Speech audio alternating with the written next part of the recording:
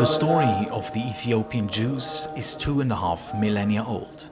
It dates back to the time when King Solomon allied himself with the Queen of Sheba. In many ways, Ethiopian Jews live in a time capsule amongst a largely Christian population. They live dispersed over the vast and seemingly untouched landscape of northwestern Ethiopia. In this remote part of the world, Jews practice their faith in an ancient way, to the letter of the Torah. Ethiopian Christians too follow an ancient form of their faith. In monolithic churches carved out of rock, they worship under the Star of David, a symbol found across Ethiopia. Over the millennia, a long line of emperors of the ancient Ethiopian kingdoms have claimed the title Lion of Judah. That includes the last emperor, Haile Selassie, who did so in the 20th century. This traditional royal title was used to underscore an uninterrupted link to ancient Israel. The initial beginnings of Judaism and Christianity in Ethiopia remain obscure. Both speak Semitic languages such as Ge'ez, Tigrinya and Amharic. These languages have developed out of ancient Hebrew. Christians and Jews alike claim descent from Menelik I, the legendary son of the Queen of Sheba and of King Solomon. Ethiopian Jews are referred to as Beta Israel.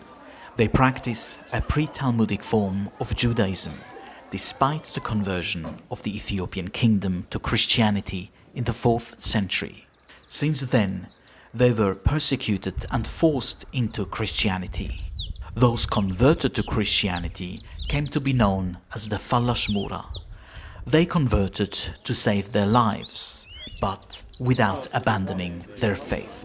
The Beta Israel remained isolated from mainstream Jewish communities and from other worldly developments right up into the late 20th century. Throughout this time, they have undeniably preserved ancient Judaism. Most were farmers and artisans. They possessed intricate knowledge of ancient agriculture. They developed a high degree of craftsmanship and pottery. And they possessed all the skills necessary to remain self-sufficient in all aspects of life. Their spirituality is firmly rooted in their Judaism, which they have practiced over the millennia in the remote and vast Ethiopian highlands. Their exodus to Israel began in the early 1980s after a coup has toppled the government in Ethiopia. During this time of political unrest, an estimated 2,500 Jews were killed. The newly established Ethiopian regime forbid the practice of Judaism and the teaching of Hebrew. This was the beginning of various operations conducted by Israel to rescue Ethiopian Jews from possible extinction. Posing as Christian refugees from the civil war, Jews began to arrive in the refugee camps of Somalia and were taken to Israel. Later on, Ethiopia's government forbade the immigration. The rest of the operations had to be conducted in secret with unmarked planes.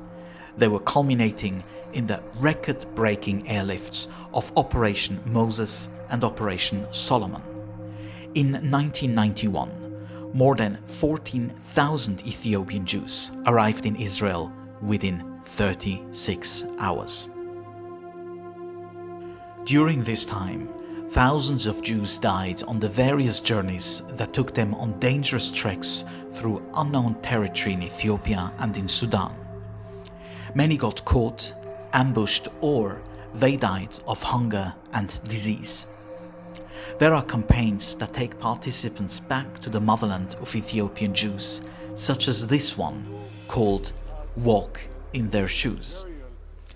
Various Jews and Israelis are curious and take part in such programs. Here, participants meet Ethiopian Israelis who trace their steps. Pnina is one of them.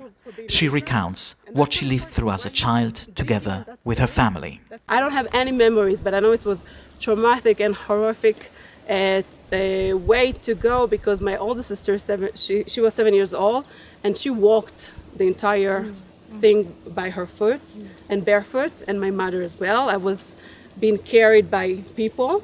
No one really thought it's going to take 400 kilometers to walk a couple days, and if you don't know the way and you don't have a good tour guide or someone that pay for someone to show you, you may lose your way.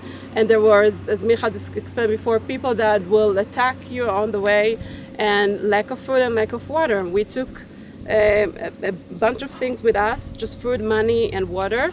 Those who made it to Israel faced another kind of struggle.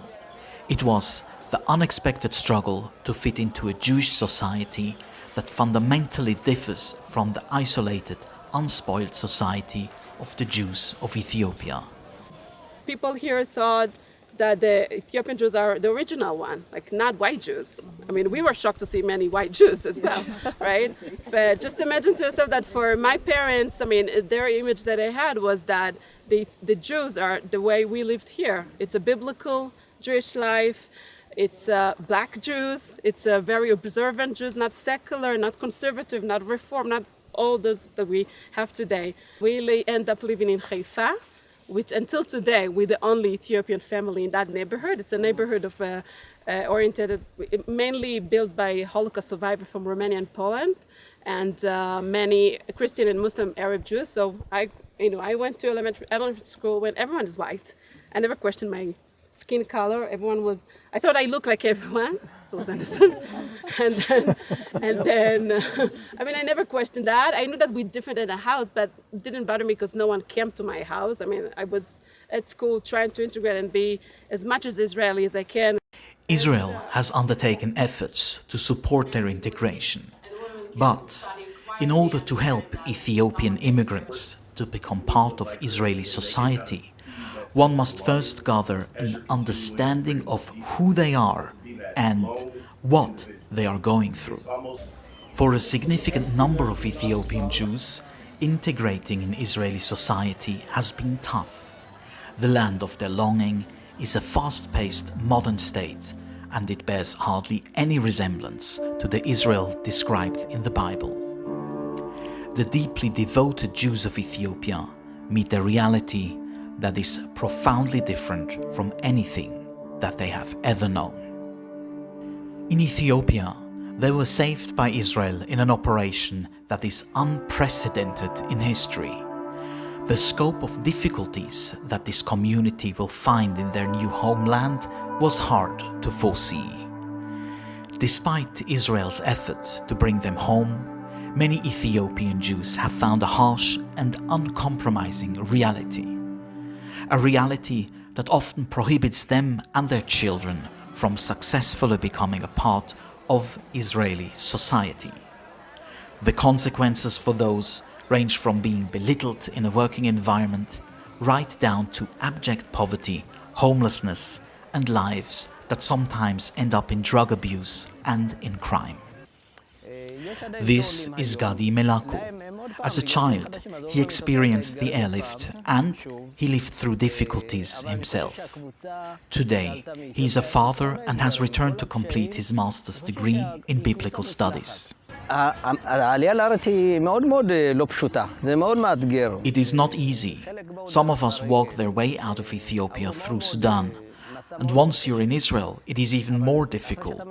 Over the years, and even for decades, people struggle to overcome deep difficulties. Children have to be able to learn. They need to be given the opportunity to be able to study and go to university so that they can contribute to society.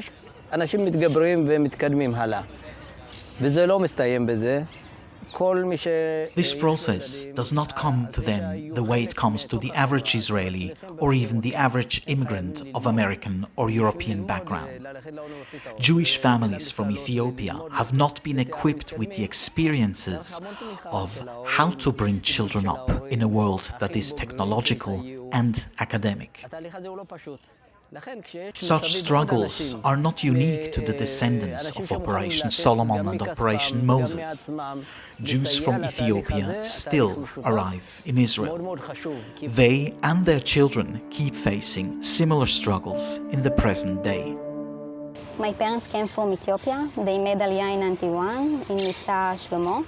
It was difficult because they didn't have the language and they didn't come with any education, so the work that they have to do was manual work and not something that it was more physical work.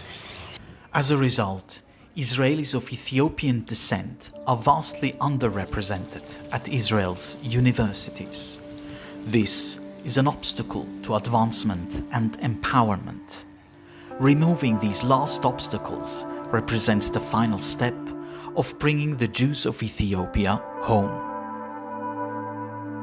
Today, there is a growing awareness amongst Israel's educational institutions. Major universities step up to provide scholarships that are privately funded. These programs are designed to provide missing resources to Israelis of Ethiopian descent in order to elevate them into a life that lets them realize their true potential. I wanted to study psychology because I've always been the most interested in studying the human psyche and understanding why we are as we are and how to better our own self and ourselves within the community and within the universe. In many of the bright young Ethiopian Israelis, an untapped potential lies dormant. Israelis from Ethiopia are avid learners. They are ambitious and resilient. They are part of the mosaic of Jews worldwide who return to their homeland. The integration of the Jews of Ethiopia is vital to Israel's social and economic fabric of society. This may be the final step necessary in the trek of the children of Beta Israel in their homecoming.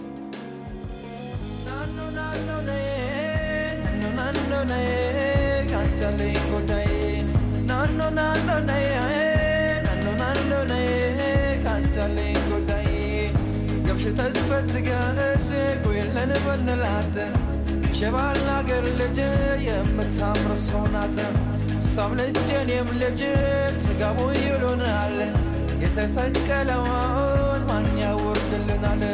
ናኖ ናኖ